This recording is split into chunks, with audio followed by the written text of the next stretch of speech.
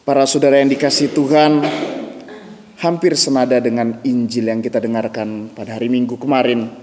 Hari ini Yesus selain mengatakan bahwa Dia adalah gembala sejati, tetapi juga Dia mengatakan Dia adalah pintu kepada domba-domba.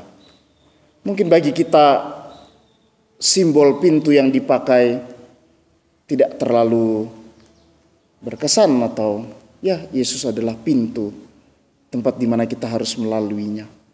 Tetapi kita bisa mengerti arti pintu ini jika kita melihat konteksnya. Bagi seekor domba, pintu itu sangat penting. Ya.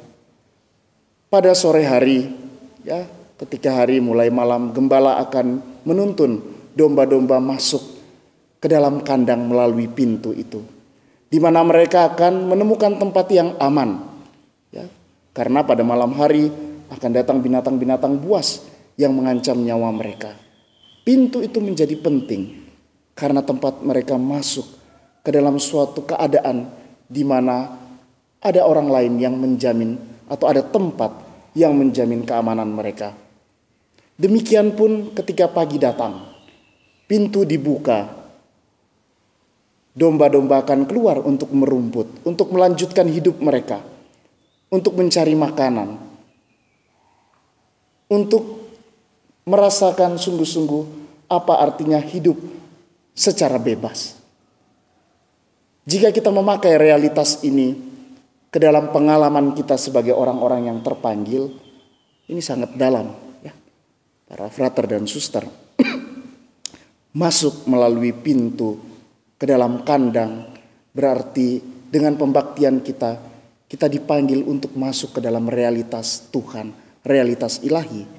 Jangan lupa kaul-kaul sementara dan kekal yang akan Anda ikrarkan adalah tanda kesaksian, ingatan akan hidup Yesus sendiri. Yesus yang taat, yang murni, yang miskin. Menjadi tanda kesaksian kepada dunia. Kita masuk ke dalam realitas ilahi. Tidak hanya masuk, tetapi juga ketika kita keluar dari kandang itu, kita menguduskan dunia. Inilah arti pintu bagi kita. Tapi juga pada saat yang sama, ada dua hal yang penting. Yang pertama, kadang-kadang dalam pengudusan kita, memberikan kesaksian akan kaul-kaul kita, kita merasa tersesat. Kita merasa tidak pantas, tidak layak. Maka tadi dikatakan ketika pintu dibuka, Yesus akan menjadi gembala dan Dia berdiri dan berjalan di depan domba-domba. Dan dalam tradisi kitab suci itu sangat partikular. Karena gembala selalu ada di belakang. Tetapi Yesus ada di depan kawanan domba. Dialah navigator kita. Ketika kita mulai merasa tersesat, kita ingat Dia di depan kita, tidak di belakang. Maka jangan takut, lanjutkan. Poin yang kedua, panggilan untuk terus mawas diri. Gembala yang baik adalah gembala yang menuntun kawanan domba sampai kepada pintu itu. Yaitu siapa? Siapa yang dikatakan pintu, Suster Miriam? Yesus. Tapi lihat godaan paling besar bagi kita. Seringkali kita membawa orang-orang sampai pada kita. Kita melayani supaya kita mendapat keuntungan. Kita melayani supaya egoisme kita terwujud. Keinginan-keinginan diri kita. Dan kita hati-hati bisa disamakan dengan perampok dan pencuri. Ya. Dan hati-hati kita juga bisa mencuri jiwa orang. Membuat orang tidak sampai kepada Kristus. Tidak sampai kepada pintu itu. Kita bersyukur untuk bacaan Injil hari ini.